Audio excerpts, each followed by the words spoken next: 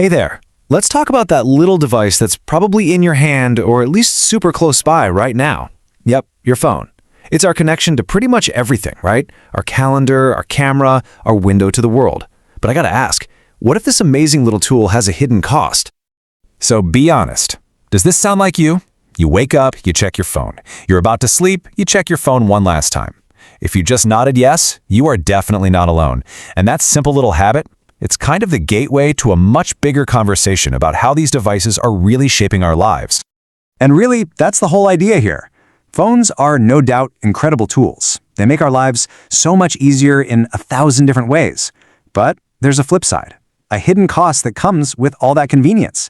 It's a bunch of small, quiet harms that, well, they really start to add up. Okay, so let's start with the most obvious stuff, the physical toll. How exactly is our body paying the price for us staring at these little screens all day?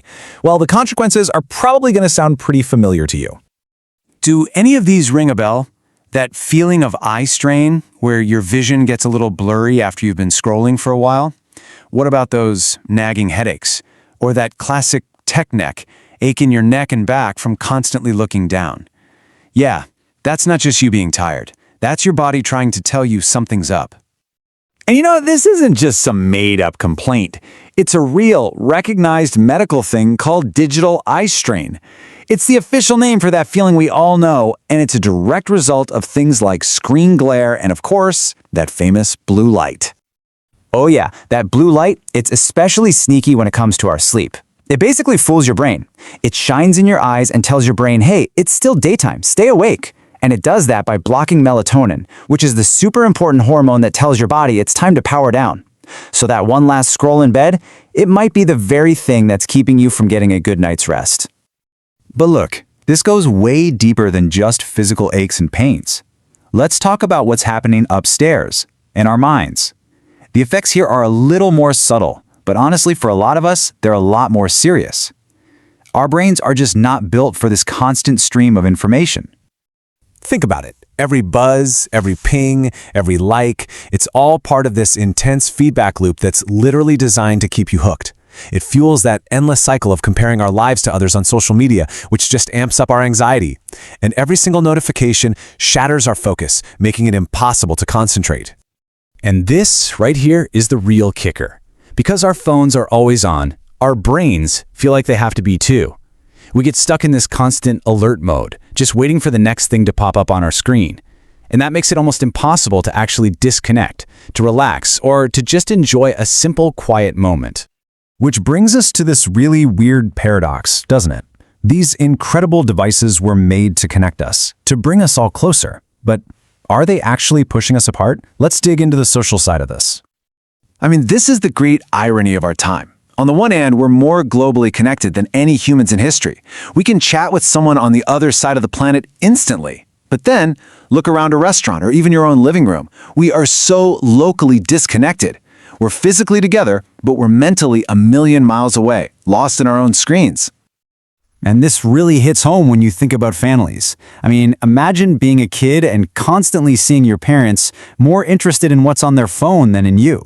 That sends such a powerful message, It creates this emotional distance in the relationships that are supposed to matter most.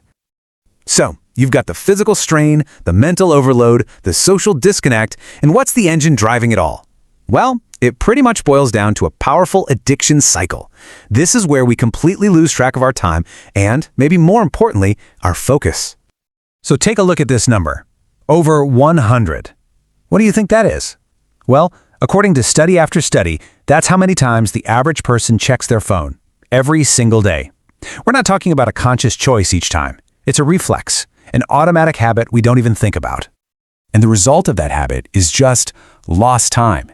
Huge chunks of our day just vanish. We fall down these rabbit holes of mindless scrolling, and then we look up and an hour has just disappeared. We've gotten nothing done, and we don't even know where the time went. Okay, so that's a lot of doom and gloom. I get it. But it is not a lost cause. Not at all. The great news is we can absolutely change this. So let's talk about how to reclaim our attention and find our way back to some kind of balance. Now, here's the most important part. The solution is not to just throw your phone in a lake. That's not realistic for most of us. The real solution is to switch from being a mindless user to a mindful one. It's about being intentional. It's about you being in the driver's seat again.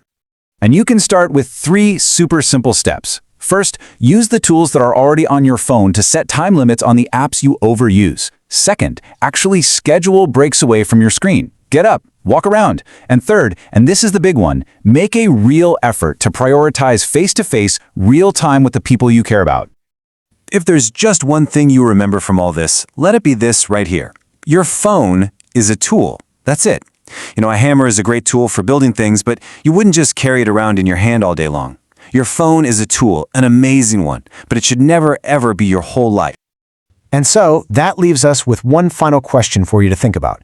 Just take a look at your own habits. Are you really in control of your tool, or has your tool started to control you? Something to chew on. Thanks for listening.